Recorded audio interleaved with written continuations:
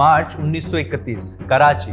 महात्मा गांधी कांग्रेस के अधिवेशन में हिस्सा लेने पहुंचते हैं, लेकिन वहां उनका स्वागत फूल मालाओं से नहीं बल्कि युवाओं के काले झंडों, गांधी गो बैक और गांधीवाद मुर्दाबाद के नारों से होता है। गुस्से में उबलते लोगों ने विरोध जताते हुए उन्हें काले कपड़ों से बने फूल सौंपे। कारण सिर्फ कुछ दिन पहले 23 मार्च 1931 को देश के सबसे लोकप्रिय युवा क्रांतिकारी भगत सिंह सुखदेव राजगुरु को अंग्रेजों ने फांसी पर चढ़ा दिया था। उस दिन पूरे देश में एक ही सवाल गूंज रहा था और आज दशकों के बाद भी गूंजता है। क्या राष्ट्रपिता महात्मा गांधी चाहते तो भगत सिंह को फांसी से बचा सकते थे? क्या 5 मार्च को हुए गांधी इरविन समझौते में भगत सिंह की जान को जानबूझकर नजरअंदाज किया गया, या फिर गांधी जी खुद पंजाब के ब्रिटिश अफसरों की एक बहुत बड़ी और खौफनाक चाल का शिकार हो गए थे? नमस्कार, मैं विक्रम और आज लोक दर्पण की सीरीज जानकारी में हम सीधे ऐतिहासिक दस्तावेजों से खोलेंगे इस सबसे बड़े विवाद का राज। 18 फरवरी 1931 नई दिल्ली का वायसराय हाउस। अंदर बैठे थे महात्मा गांधी और भारत के तत्कालीन वायसराय लॉर्ड इरविन।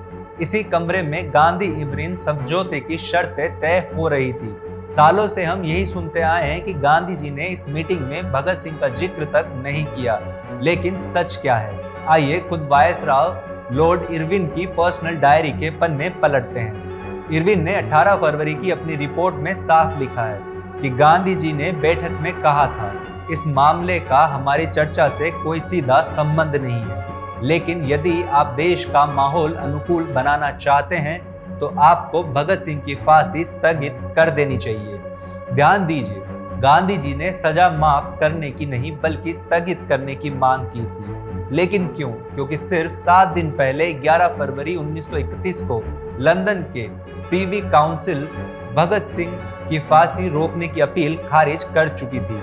कानूनी तौर पर अब सिर्फ एक ही रास्ता बचा था, फांसी को किसी तरह कुछ समय के लिए टाल देना, ताकि आगे चलकर वायसराय पर राजनीतिक दबाव बनाया जा सके। इरविन ने भी अपनी डायरी में माना कि गांधी जी ने एक शक्तिशाली अनुरोध किया था और उसने जवाब दिया था कि सजा माफ करना मुश्किल है, लेकिन इसे स्थगित करने पर विचार किया जा सकता है। अगर वायसराय फांसी टालने पर विचार करने को तैयार थे तो फिर क्या हुआ? क्या भगत सिंह खुद को बचाना चाहते थे? कहानी का असली ट्विस्ट तो भगत सिंह की उस खत में है जिसने वायसराय के भी होश उड़ा दिए थे। एक तरफ पूरे देश में भगत सिंह को बचाने की मुहिम चल रही थी, लेकिन खुद भगत सिंह क्या चाहते थे? सच्चाई यह है कि भगत सिंह किसी भी तरह की माफी या दया याचिका के सख्त खिलाफ थे। यहाँ तक कि जब उनके अपने पिता सरदार किशन सिंह ने उन्हें बचाने के लिए ट्रिब्यूनल में एक अर्जी दी तो भगत सिंह ने एक बेहद कड़ा पत्र लिखकर अपने ही पिता का विरोध किया। उन्होंने साफ लिखा, मेरा जीवन इतना कीमती नहीं है और यह मेरे सिद्धांतों की कीमत पर तो बिल्कुल नहीं बचाया जाना चाहिए। फांसी से सिर्फ 3 दिन पहले 20 मार्च 1931 को भगत सिंह, राजगुरु और सुखदेव ने पंजाब के गवर्नर को अपना आखिरी खत लिखा। यह खत किसी दया की भीख नहीं बल्कि ब्रिटिश साम्राज्य को एक खुली चुनौती था। उन्होंने इस खत में लिखा, ब्रिटिश हुकूमत और हमारे बीच एक युद्ध चल रहा है, इसीलिए हम अपराधी नहीं बल्कि युद्धबंदी हैं। उन्होंने लिखा, हम मांग करते हैं कि हमारे साथ युद्धबंदियों जैसा सुलूक किया जाए, हमें फांसी पर न लटकाया जाए बल्कि सेना की टुकड़ी बुलाकर हमें गोली मार दी जाए। सोचिए, जो इंसान अपने लिए फांसी की जगह सीने पर गोली मांग रहा हो, क्या वह किसी समझौते या माफी से अपनी जान बचाना चाहता होगा? बिल्कुल नहीं। भगत सिंह जानते थे कि उनकी शहादत देश में वह क्रांति लाएगी जो उनके जीवित रहने से नहीं आ सकती। लेकिन अगर भगत सिंह खुद शहादत के लिए तैयार थे और उधर वायसराय इरविन भी सजा स्थगित करने पर विचार कर रहा था, तो फिर फांसी टालने का फैसला अचानक रद्द क्यों हुआ? वायसराय लॉर्ड इरविन खुद इस फांसी को टालने पर गंभीरता से विचार कर रहा था। पूरे देश का भारी दबाव और गांधी जी की दलीलों ने इरविन को दुविधा में डाल दिया था। लेकिन तभी एक ऐसा तूफान उठा जिसने इरविन को पूरी तरह से असहाय कर दिया। यह तूफान किसी भारतीय ने नहीं बल्कि खुद ब्रिटिश नौकरशाही ने खड़ा किया था। पंजाब के तत्कालीन governor sir Jeffrey D Moraceae और वहां के आला अंग्रेज आईसीएस तथा पुलिस अधिकारियों ने वायसराय के खिलाफ सीधा मोर्चा खोल दिया। इन अधिकारियों ने लॉर्ड इरविन को एक स्पष्ट और खौफनाक धमकी दी। यदि भगत सिंह और उनके साथियों की फांसी की सजा को माफ किया गया या टाला गया तो पंजाब के सभी अंग्रेज अधिकारी एक मुश्त सामूहिक इस्तीफा दे देंगे। जरा सोचिए, अगर एक साथ सारे बड़े अधिकारी इस्तीफा दे देते तो ब्रिटिश हुकूमत में तहलका मच जाता और एक भारी संवैधानिक संकट खड़ा हो जाता। दरअसल अंग्रेज अफसर जेपी सॉन्डर्स की हत्या को अपनी नस्लीय प्रतिष्ठा और साम्राज्य के अहंकार पर सबसे बड़ी चोट मान बैठे थे। विशेषकर सॉन्डर के ससुर वीजी एंड्रयूज, जो पंजाब के गवर्नर के निजी सहायक थे, वे किसी भी कीमत पर प्रतिशोध चाहते थे। इरविन को आखिरकार अपनी ही बेकाबू नौकरशाही और पंजाब के गवर्नर के इस भारी दबाव के सामने घुटने टेकने पड़े। 23 मार्च 1931 की सुबह मौत की घड़ी तेजी से करीब आ रही थी। गांधी जी समझ चुके थे कि वायसराय इरविन पर ब्रिटिश अधिकारियों का भारी दबाव है। समय खत्म हो रहा था, इसीलिए उन्होंने अपना आखिरी दांव चला। उस दिन सोमवार था, यानी गांधी जी के मौन व्रत का दिन। इसके बावजूद उन्होंने सुबह सुबह ही वायसराय इरविन को अपने हाथ से एक बेहद भावुक और व्यक्तिगत पत्र लिखा। उन्होंने लिखा, आपको ये पत्र लिखना क्रूर लग सकता है, लेकिन शांति के हित में यह मेरी अंतिम अपील है। फांसी एक ऐसा कदम है जिसे वापस नहीं लिया जा सकता।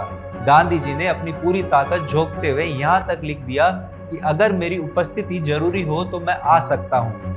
हालांकि मैं बोलूंगा नहीं, सिर्फ सुनूंगा और लिखकर अपनी बात कहूंगा।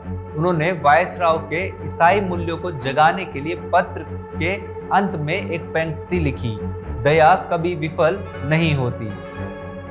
इधर यह खत वायसराय के पास गया और उधर गांधी जी ने गुप्त मिशन लाहौर जेल भेजा। उन्होंने क्रांतिकारियों के वकील आसफ अली को लाहौर भेजा ताकि वह भगत सिंह से एक बयान ला सके कि वे रिहाई के बाद हिंसा का रास्ता छोड़ देंगे।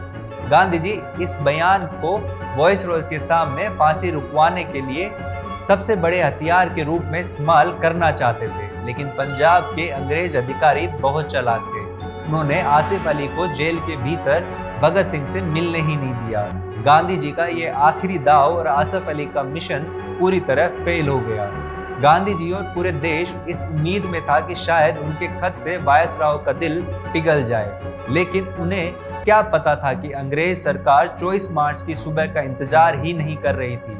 पर्दे के पीछे एक ऐसी गैर कानूनी और खौफनाक साजिश रची जा चुकी थी जो इतिहास के पन्नों को हमेशा के लिए लहूलुहान करने वाली थी।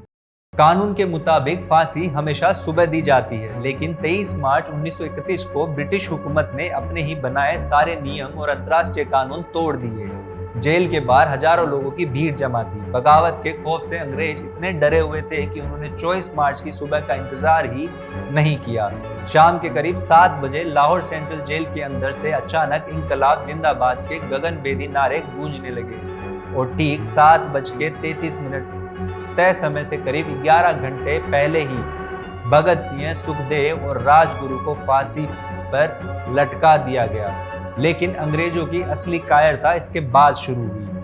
नियम था कि फांसी के बाद शव परिवार को सौंपे जाएंगे, लेकिन हुकूमत को डर था कि अगर भगत सिंह का शव बाहर गया तो पूरा देश जल उठेगा।